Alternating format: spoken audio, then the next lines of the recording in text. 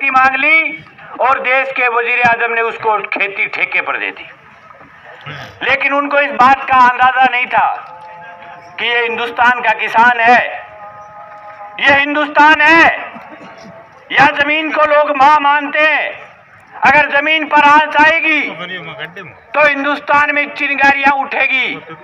सबसे पहले पंजाब की धरती से लोग खड़े हुए, उसके बाद हरियाणा के लोग खड़े हुए, अब यूपी के, राजस्थान के, मध्य प्रदेश के, पूरे हिंदुस्तान में लोग जो दिल्ली से 50-50 घंटा, 100 घंटा, 300 घंटा जिनको आने में लगती है, लेकिन वो अपने इलाके में जिस जगह रहते हैं वहां किसानों के पक्ष में धरना देकर के बैठे हैं, सड़कों पर बैठे हैं। आज पूरे देश के तमाम राज्यों में जाम है। ये इस किसान आंदोलन की एकता का प्रतीक है साथियों। लेकिन दर्द इस बात का है, 26 तारीख के आंदोलन से पहले 26 तारीख को थोड़ा बहुत कुछ घटना हुई, लेकिन उस घटना से पहले ही बीजेपी और आरएसएस के लोगों ने इस आंदोलन को बदनाम करने के लिए सबसे पहले इसको पंजाबियों का आंदोलन बताया, फिर इसको खालिस्तानियों का आंदोलन बताया, और 26 तारीख को तो पूरे हिंदुस्तान की तमाम किसान कौम को, तमाम पंजाबियों को, सबको क्या बता दिया? आतंकवादी।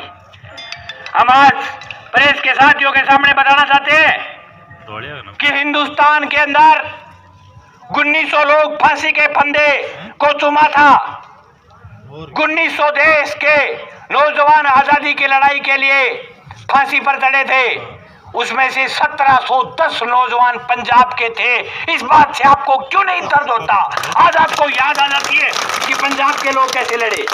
पंजाब की माटी लड़ाकू है, पंजाब की धरती के अंदर गुस्सा है। पंजाब के लोगों को हम सैल्यूट करते हैं। आप तो चाहे मीडिया बड़े कुछ भी दिखाओ, लेकिन पंजाब वो धरती है जिसने हिंदुस्तान की आजादी के लिए शहीद भगत सिंह, करतार सिंह सराबा, अजीत सिंह जैसे लोग पैदा किए थे, जिन्होंने इस देश को आजाद करवाया था। उस धरती के बारे में आप ये कह रहे हो कि पंजाबी जो सरदार है वो देश के गद्दार है। अगर सरदार गद्दार है तो फिर देश में ईमानदार कौन है? जिन लोगों ने हंसते हंसते देश के लिए सूली को चूम लिया, उसको ये बीजेपी के तक पूछिए लोग जो गद्दार बता रहे, उनको बताना चाहता हूं कि जब आपका सावरकर अंग्रेजों की पत्तल चाटा करता था, उनसे 80 रुपए की तनख्वाह लिया करता था, तब हिंदुस्तान के अंदर सरदार और किसान ही थे जो हिंदुस्तान के लिए फांसी खाया करते थे। आप तो अंग्रेजों की गुलामी करते थे। आप हमें सिखाओगे कि देश की बहादुरी क्या होती है, देश के लिए ईमानदारी क्या होती है, देशभक्ति क्या होती है। देशभक्ति किसी को सीखना है तो किसान से सीखो। हजारों किसानों के बेटे इस देश में, पंजाब हो चाहे हरियाणा हो चाहे राजस्थान हो, अगर तिरंगे में लिपट करके किसी का बेटा आता है तो इस किसान का बेटा सीमाओं से तिरंगे में लिपट करके आता है। इन हरामखोर जो जी न्यूज वाला सुधीर चौधरी है, उसके कोई रिश्तेदार नहीं मरा आज तक। हमारे बेटे देश की सीमाओं पर लड़ करके मरते हैं। जो लोग बकवास करते हैं उनके बेटे नहीं मरते।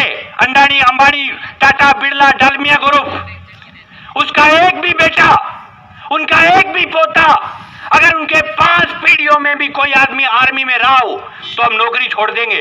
हम ये जो किसान के लिए जो लड़ाई लड़ने की बात करते हैं वो लड़ाई लड़नी छोड़ देंगे। हम किसानी करना छोड़ देंगे, हम राजनीति छोड़ देंगे। उनकी रिश्तेदारी में एक भी आर्मी में लगा हुआ नहीं। हमको देशभक्ति सिखा रहे हो।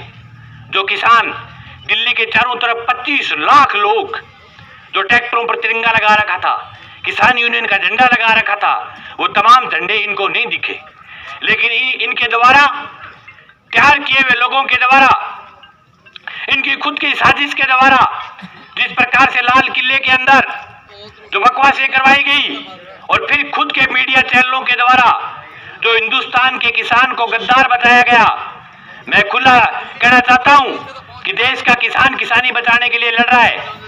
परसों की जींद की महापंचायत में 5 लाख किसान थे, मुजफ्फरनगर की महापंचायत में 10 लाख किसान थे। पूरा पंजाब सड़कों पर बैठा है।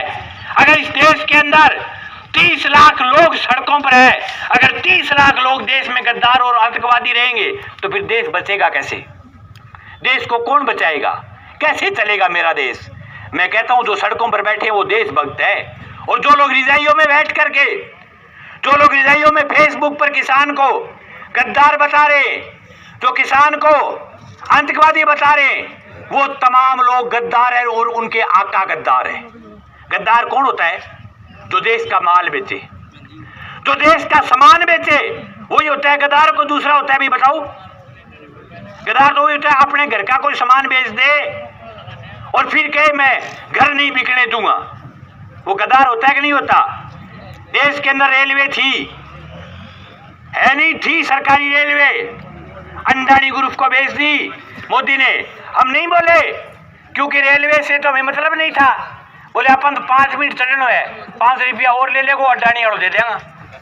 फिर देश के अंदर हवाई जहाज बेचे मोदी जी ने। हम नहीं बोले, इसलिए नहीं बोले कि हमें पता था कि हमें तो जहाज में चढ़ना नहीं, दर में पड़े जहाज बेचे।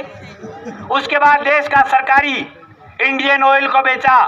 हमने कहा हम तो लाल पेट्रोल पंप से ले लेंगे, हम तो जो दूसरा जो आइसर वाला है पेट्रोल पंप है जगह प्राइवेट बांसू खरीद लेंगे तेल।